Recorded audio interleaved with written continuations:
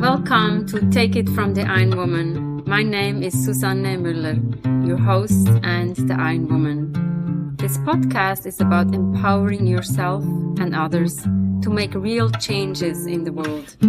You will hear from everyday, smart, sophisticated, hip people like you and me.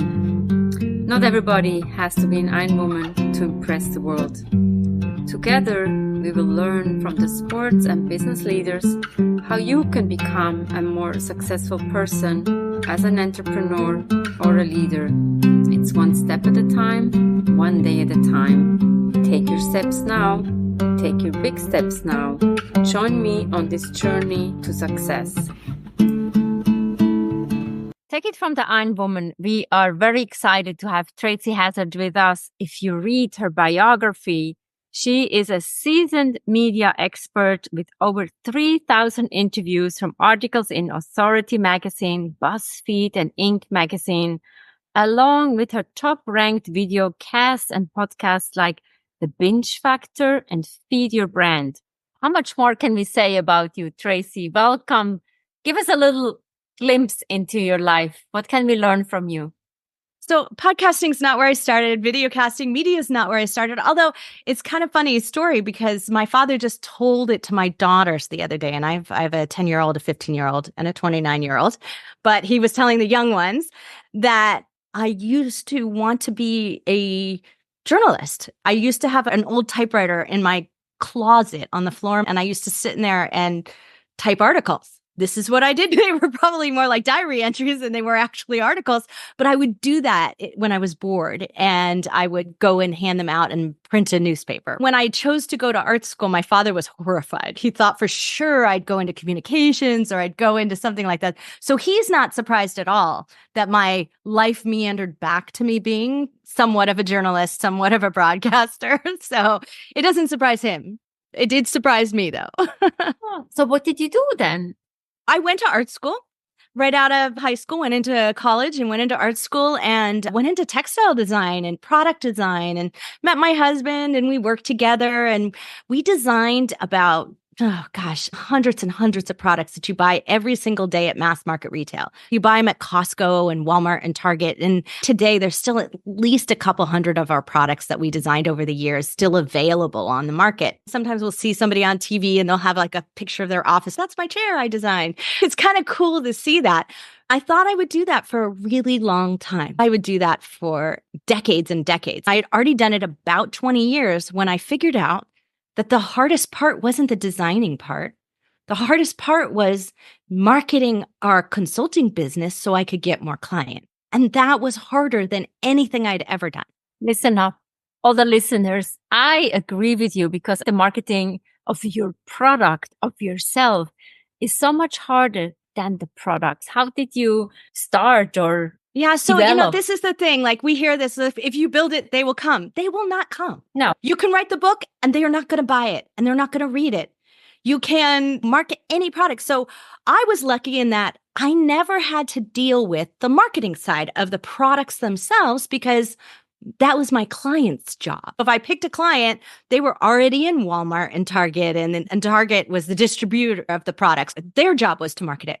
But that wasn't really true because if I couldn't get that client and I couldn't get that project, then my products weren't out there being available to anyone. There's a level of marketing that has to happen all over. It was probably we decided we would expand some of our services into this cool stuff called 3D printing, which was just becoming desktop technology right at the time. And there was this big Make magazine article about print the future and you can just stick it on the edge of your desk and make this thing.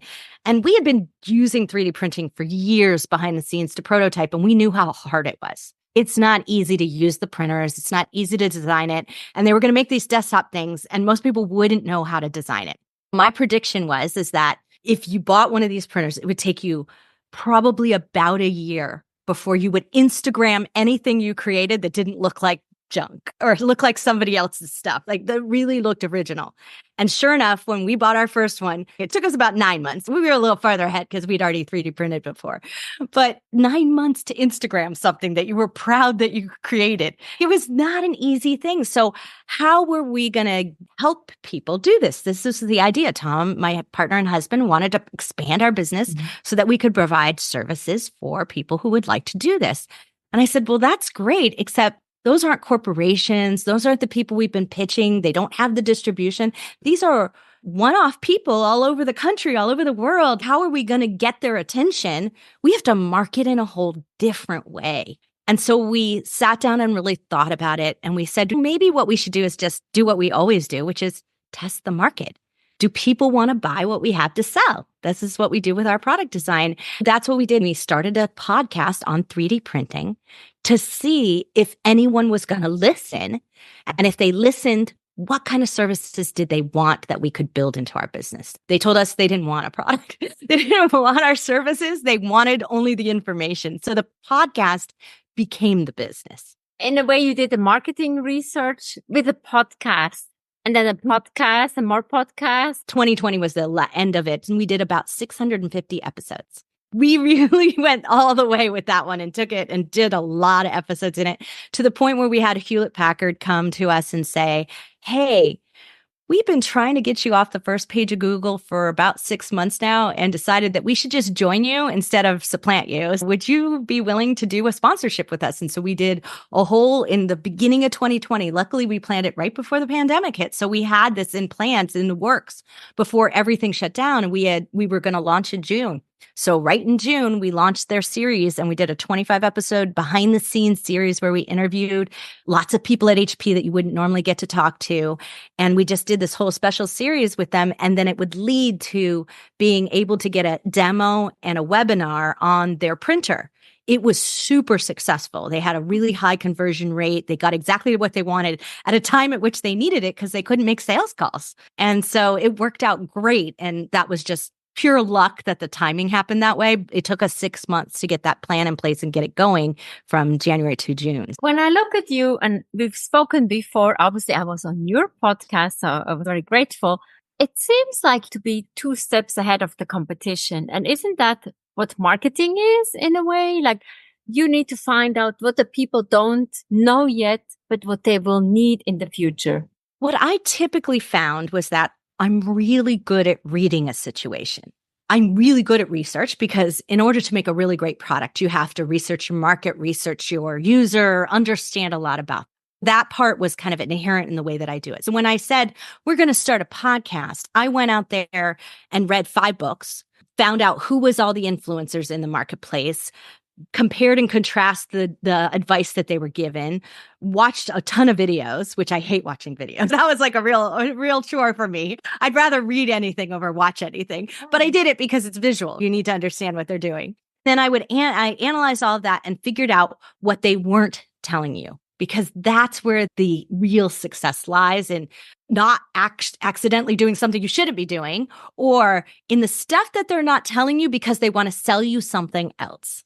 That's where the unique factors can happen for you. That's what I started to analyze. It took me about 3 months, not very long, for me to figure that out in the podcasting space. I came up with this plan for what we were going to do, but it was a lot of work. It's intense, and most people are not willing to do that level of work that it takes to succeed. So for us, that meant 5 episodes a week, and we did that for 1 year.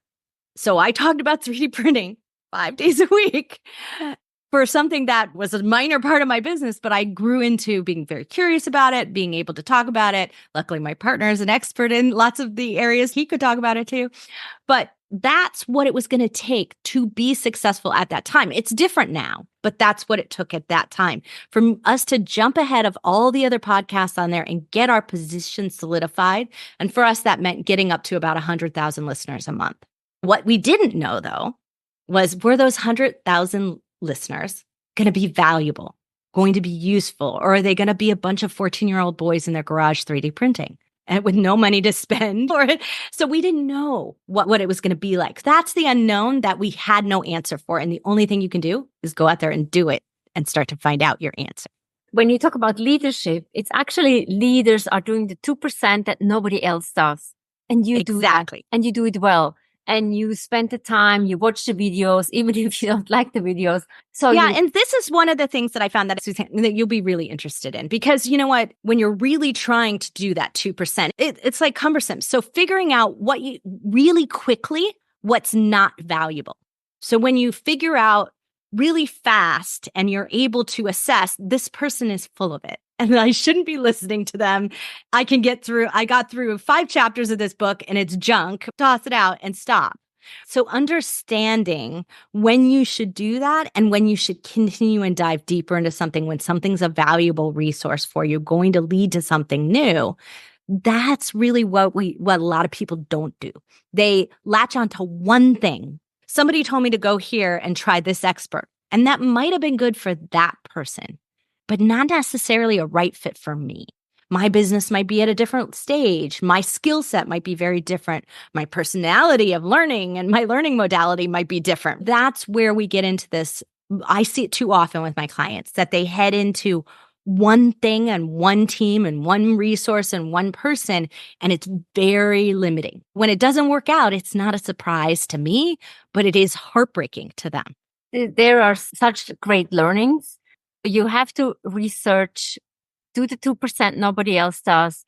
And that's what you're offering to your clients, what you're offering now. What can we benefit from all the research that you have done?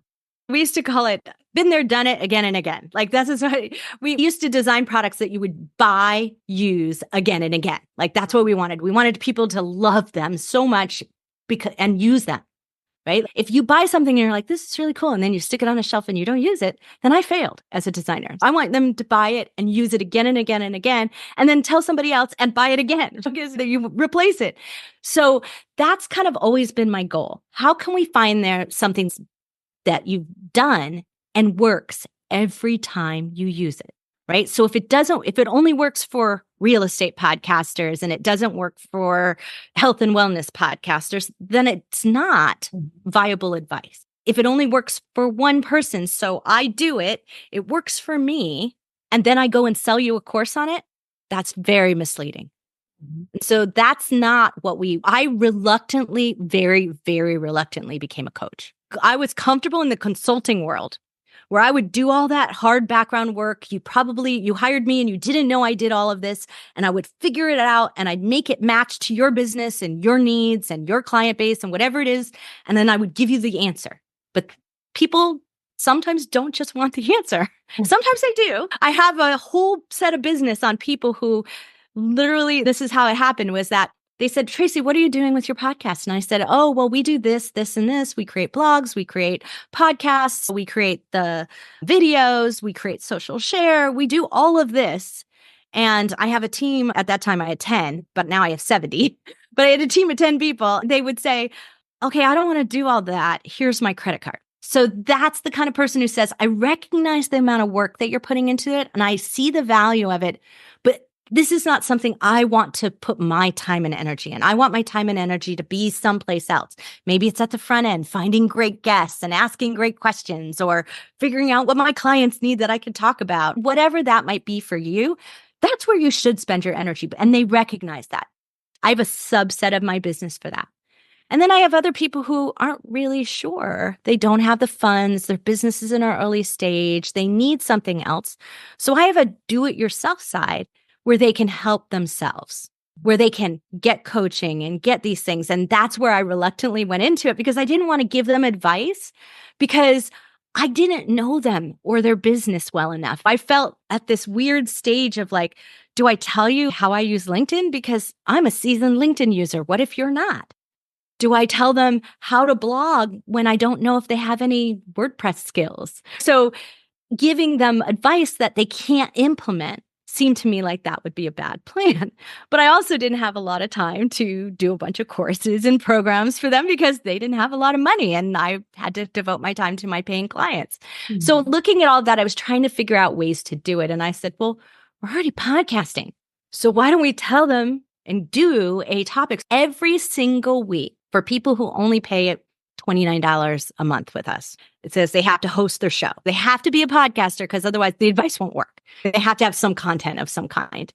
They can come into a live coaching call and we'll spend 20 to 30 minutes talking about a topic. This week's geeky topic is YouTube and video file sizes. Because what you don't realize is as you start to do more and more YouTube videos, your file sizes and your ability to store those files, save those files, and transfer those files becomes huge, cumbersome, and you run into a financial problem of trying to figure out how to do that with Google or Dropbox or wherever you are, and it becomes a problem. And I've solved that for 1,000 clients because we do it. I have a 144 terabyte drive.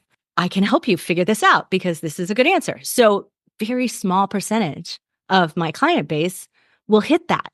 The do-it-yourselfers will quickly because every file that you create in video becomes bigger and bigger and bigger and it cascades. So if you hit 25 episodes, you probably already hit up to your free limit. And so this is the kind of topic we'll talk about. Some people will show up, some people won't, but then they can show up afterwards. And for the last 30 minutes, they can ask us anything they want.